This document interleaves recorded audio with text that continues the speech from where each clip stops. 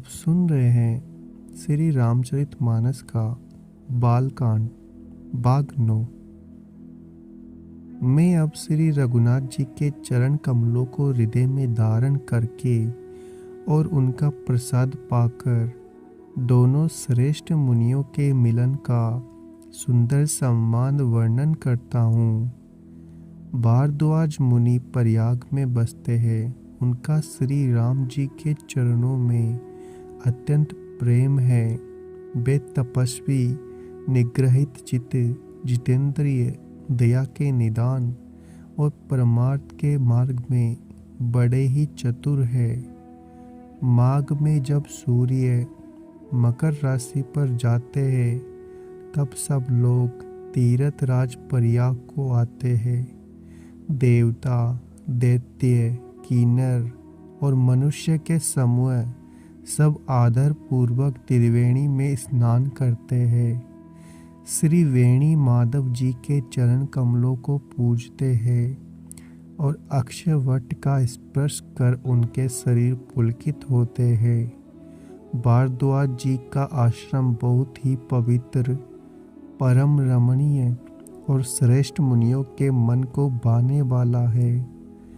तीर्थ राज प्रयाग में जो स्नान करने जाते हैं उन ऋषि मुनियों का समाज वहाँ भारद्वाज के आश्रम में जुटता है। प्रातःकाल सब उत्साह पूर्वक स्नान करते हैं, फिर परस्पर भगवान के गुणों की कथाएं कहते हैं।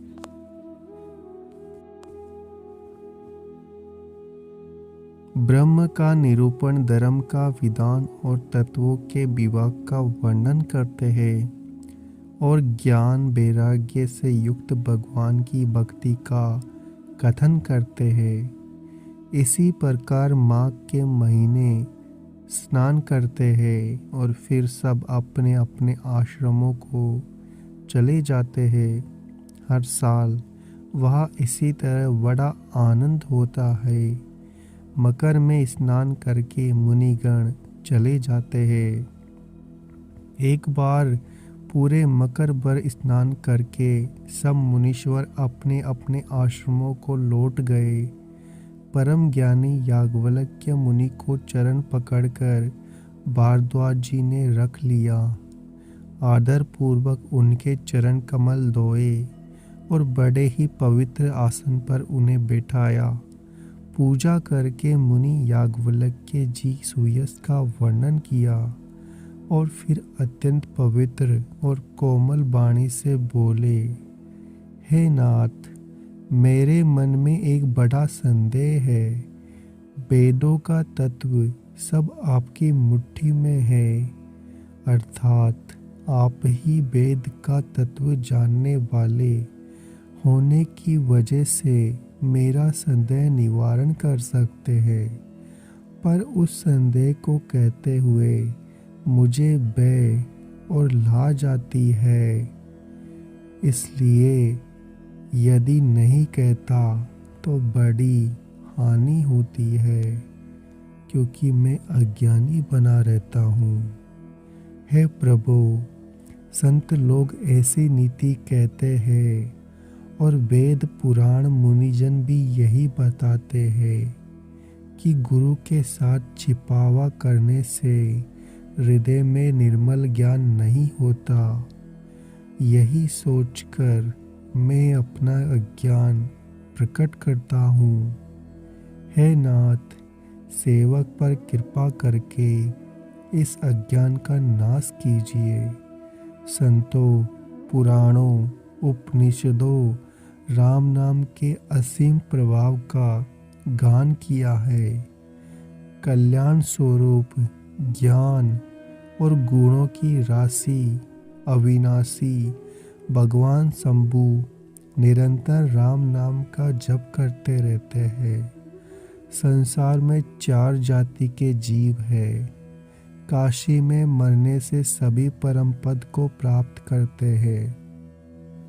हे मुनिराज, वह भी राम नाम की ही महिमा है, क्योंकि शिवजी महाराज दया करके काशी में मरने वाले जीव को राम नाम का ही उपदेश करते हैं। इसी से उनको परम पद मिलता है। हे प्रभु, मैं आपसे पूछता हूँ कि बे राम कौन है? हे कृपा निदान मुझे समझाकर कहिए। एक राम तो अवध नरेश दशरथ जी के कुमार है। उनका चरित्र सारा संसार जानता है। उन्होंने स्त्री के विरह में अपार दुख उठाया है और क्रोध आने पर युद्ध में रावण को मार डाला। हे प्रभु, वही राम है या और कोई दूसरे हैं जिनको शिवजी जपते हैं? आप सत्य के दाम हैं और सब कुछ जानते हैं। ज्ञान विचार कर कहिए। हे नाथ, जिस प्रकार से मेरा यह भारी भ्रम मिट जाए, आप वही कथा विस्तार पूर्वक कहिए। इस पर याज्ञवल्क्य जी मुस्कुराकर बोले, श्री रघुनाथ जी की प्रभुता को तुम जानते हो। तुम मन, वचन और कर्म से श्री राम जी के भक्त हो। तुम्हारी चतुराई को मैं जान गया। तुम श्री राम जी के रहस्यमय गुणों को सुनना चाहते हो। इसी से तुमने ऐसा प्रश्न किया, मानो बड़े ही मूढ़ हो। हे तात, तुम आदर पूर्वक मन लगाकर सुनो। मैं श्री राम जी की सुंदर कथा कहता हूँ। बड़ा भारी अज्ञान विशाल महिषासुर है और श्री राम जी की कथा भयंकर काली जी है। श्री राम जी की कथा चंद्रमा की किरणों के समान है, जिसे संत रूपी चकोर सदा पान करते हैं। ऐसा ही संदेह पार्वती जी ने किया था। तब महादेव जी ने विस्तार से उसका उत्तर दिया था। अब मैं अपनी बुद्धि के अनुसार वही उमा और शिव जी का संबंध कहता हूँ। वह जिस समय और जिस हेतु से हुआ, उसे हे मुनि तुम सुनो, तुम्हारा विषाद मिट जाएगा। एक बार त्रेता युग में शिवजी अगस्त्य ऋषि के पास गए। उनके साथ जगजननी भवानी सती जी भी थी। ऋषि ने संपूर्ण जगत के ईश्वर जानकर उनका पूजन किया। मुनिवर अगस्त्य जी ने रामकथा विस्तार से कही, जिसको महेश्वर ने परम सुख मानकर सुना। फिर ऋषि ने शिवजी से सुंदर हरि भक्ति पूछी और शिवजी उनको अधिकारी पाकर भक्ति का निरूपण किया। श्री रघुनाथ जी के गुणों की कथाएं कहते सुनते कुछ दिनों तक शिवजी वहाँ रहे। फिर मुनि से विदा मांगकर शिवजी दक्ष कुमारी सती जी के साथ गर्भ कैलाश को चल दिए। उन्हीं दिनों पृथ्वी का भार उतारने के लिए श्री हरि ने रघुवंश में अवतार लिया था। वे अविनाशी भगवान उस समय पिता के वचन से राज्य का त्याग करके तपस्वी या साधु वेश में दंडक वन में विचर रहे थे। शिवजी हृदय में विचारते जा रहे थे कि भगवान दर्शन मुझे किस प्रकार हो। प्रभु ने गुप्त रूप से अवतार लिया है। मेरे जाने से सब लोग जान जाएंगे। श्री शंकर जी हृदय में इस बात को लेकर बड़ी खलबली उत्पन्न हो गई, परंतु सती जी इस भेद को नहीं जानती थी। तुलसीदास कहते हैं कि शिवजी के मन में भेद खुलने का डर था, परंतु दर्शन के लोभ से उनके नेत्र ललचा रहे थे। रावण ने ब्रह्मा जी से अपनी मृत्यु मनुष्य के हाथ से मांगी थी। ब्रह्मा जी के वचनों को प्रभु सत्य करना चाहते हैं। मैं जो पास नहीं जाता हूँ तो बड़ा पछतावा रह जाएगा। इस प्रकार शिवजी विचार करते थे, परंतु कोई भी युक्ति ठीक नहीं बैठती थी। इस प्रकार महादेव जी के चिंता के वश हो गए उसी समय नीच रावण ने जाकर मारीच को साथ लिया और वह मारीच तुरंत कपट मृग बन गया। मूर्ख रावण ने छल करके सीता जी को हर लिया। उसे श्री रामचंद्र जी के वास्तविक प्रभाव का कुछ भी पता नहीं था।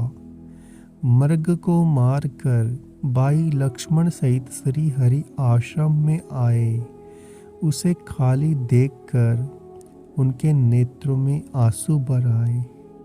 श्री रघुनाथ जी मनुष्यों की भांति विरह से व्याकुल है और दोनों भाई वन में सीता को खोजते हुए फिर रहे हैं, जिनके कभी कोई संयोग वियोग नहीं है। उनमें प्रत्यक्ष विरह का दुख देखा गया। श्री रघुनाथ जी का चरित्र बड़ा ही विचित्र है।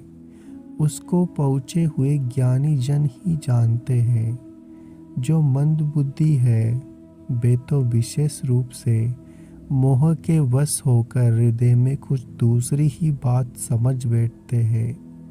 श्री शिव जी ने उसी अवसर पर श्री राम जी को देखा और उनके हृदय में बहुत भारी आनंद उत्पन्न हुआ। उन शोभा के समुद्र श्री रामचंद्र जी को शिव जी नेत्र भरकर देखा, परंतु अवसर ठीक न जानकर परिचय नहीं किया।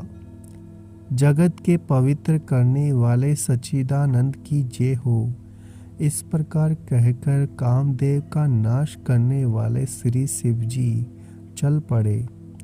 कृपा निदान शिव जी बार बार आनंद से पुलकित होते हुए सती जी के साथ चले जा रहे थे। सती जी ने शंकर जी की वह दशा देखी तो उनके मन में बड़ा संदेह उत्पन्न हो गया। वे मन ही मन कहने लगी कि शंकर जी की सारा जगत वंदना करता है। वे जगत के ईश्वर है। देवता, मनुष्य, मुनि सब उनके प्रति सिर नवाते हैं।